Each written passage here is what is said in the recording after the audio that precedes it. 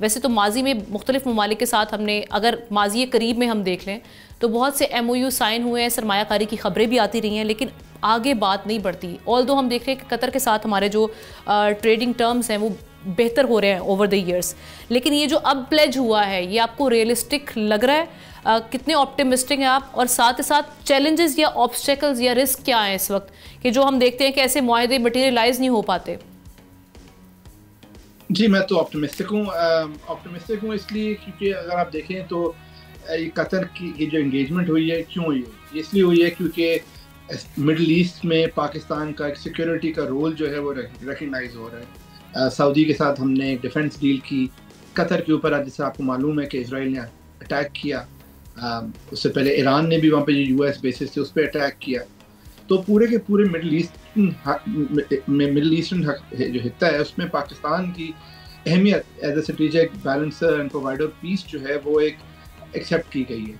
تو in return Pakistani government کہتی ہے کہ اگر ہم آپ کو سیکورٹی پرووائڈ کریں گے، اگر ہم آپ کو ڈیفینس میں اسسٹ کریں گے تو آپ آئے ہمارے ملک میں انویسٹ کریں. تو اس لیے یہ انویسٹمنٹ کیونکہ جیو اسٹریٹجک امپورٹنس پاکستان کی کافی زیادہ ہے، اس لیے I think seriousness of Qatar, similarly سے پہلے سعودی کی اناؤنسمنٹس آئی ہے کافی زیادہ، I think the seriousness is there. مگر آپ نے درست بولا کہ اب یہ پرائیویٹ سیکٹر پہ، بزنس سیکٹر پہ، پولیٹیکل سیکٹر پہ، گورنمنٹ پہ انحصار ہے کہ ان معاہدوں کو ہم ایگزیکیوٹ کر کے انویسٹمنٹ لا سکیں. اور فوری طور پر آپ اس کے کیا امپیکٹ دیکھ رہے ہیں، کن شعبوں پر دیکھ رہے ہیں اگر یہ انویسٹمنٹ ہم سیکیور کر لیتے ہیں تو؟ جی سب سے پہلا تو جب ایک گورنمنٹ وزٹ کرتا ہے پاکستان، ایک کنٹری ان کی لیڈرشپ وزٹ کرتی ہے اور اناؤنس کرتی ہے تو وہی ایک گڈ ول کے لیے ایک پازیٹیو چیز ہوتی ہے. کیونکہ اس سے پہلے تو ماضی میں تو یہ بھی ٹائم تھا کہ پاکستان میں کوئی بھی بڑا لیڈر آ نہیں رہا تھا، وزٹ نہیں کر رہا تھا، کسی کو سیکیورٹی کے خدشات تھے، کسی کی انڈیا کے ساتھ ریلیشن شپ زیادہ اسٹرانگ تھی.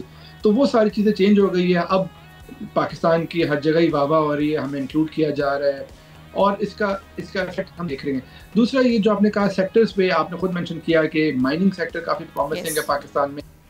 Infrastructure, airports, railways, rail connections, roads, I think اس میں کافی پوٹینشیل ہے. ڈیجیٹل سیکٹر کی ہمیں اس معاہدے میں جو ایم او یو کی خبر آئی ہے اس میں بھی ذکر ہوا ہے، ایگریکلچر کا ذکر ہوا ہے.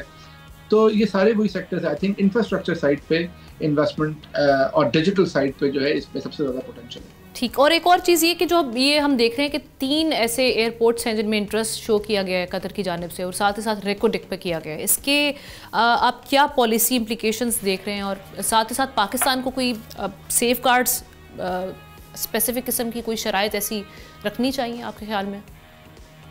جی دیکھیں، جو انفراسٹرکچر کی انویسٹمنٹ ہے اور جو کرٹیکل میٹلز کے اوپر جو انٹرسٹ ہے، ریکو ڈک کا آپ نے ذکر کیا، یہ آپ کو معلوم ہے کہ صرف قطر کا نہیں ہے، یہ اس میں امریکہ کا بھی انٹرسٹ ہے، اس میں سعودیز کا بھی انٹرسٹ ہے، اس میں چائنیز کا کی پہلی سی انوالومنٹ. تو سرٹنلی پاکستان میں اس میں دنیا بھر کا اس وقت یہ ہاٹسٹ سیکٹر ہے اور پاکستان میں کافی ذخائر ہے. تو اس لیے اٹس ناٹ سرپرائزنگ کہ investors are coming to Pakistan. سب سے زیادہ ضروری ہے کہ میٹلز اینڈ مائننگ سیکٹر میں آپ کو کئی مثالیں ملتی ہے. کچھ آپ کو اچھی مثالیں کینیڈا کی، خاص طور پہ کینیڈا کی، آسٹریلیا کی، انڈونیشیا کی، جہاں پر انہوں نے بیلنس کر رہے ہیں وہ ریسورس سیکٹر کو اپنی اوور آل اکنامک ڈیولپمنٹ میں بھی. مطلب انڈونیشیا نے ریکوائرمنٹ کر لی ہے کہ اب جو کمپنیز وہاں پہ ایکسٹریکشن کے لیے آتی ہے وہ وہاں پہ ویلیو ایڈڈ بھی کرے. ان کے گورنمنٹ نے بڑا فیمس ایک اسٹیٹمنٹ دی تھی کہ ہم یہ نہیں چاہتے کہ صرف ہمارے میٹلز یوز ہو الیکٹرک وہیکلز بنانے میں، ان کی بیٹریز بنانے میں، مگر ہم چاہتے ہیں کہ الیکٹرک وہیکلز ہی ہمارے ملک میں بنے. دوسری طرف ایگزامپل ہے ممالک جیسے D R C Congo, Democratic Republic of Congo, جس میں دنیا کے سب سے آدھے کاپر کے اور کوبالٹ کے ریزرو جو ہے وہ ڈی آر سی کے اندر ہے، مگر وہاں پہ بہت زیادہ پاورٹی ہے، کانفلکٹ ہے. تو یہ دونوں مسائل موجود ہے دنیا بھر میں. مجھے لگتا ہے کہ پاکستان میں جو میں نے ایس آئی ایف سی کا رول دیکھا ہے اور دیکھا ہے کہ جس طریقے سے ہماری انرجی اور او جی ڈی سی، اس طرح ایف ڈبلیو او، جس طرح یہ کمپنیز انوالوڈ ہے through S I F C, کیونکہ جیسا آپ کو شاید معلوم ہے میں سی ہوں ایک کرٹیکل میٹلز کمپنی کا جو لنڈن اسٹاک ایکسچینج میں لسٹڈ ہے، اور ہم افریقہ میں مائننگ کرتے ہیں. تو جو میں نے پاکستان میں انگیجمنٹ کی through S I F C, I was very pleased to see that it was very organized. It was not a wild west. They were not saying کہ جاؤ اور جو مرضی اٹھانا ہے اٹھا لو، جاؤ جو مرضی کھودنا ہے کھود لو.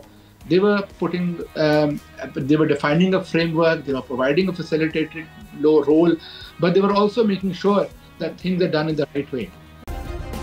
سبسکرائب کریں اور بیل دبائیں تاکہ کوئی خبر رہ نہ جائے.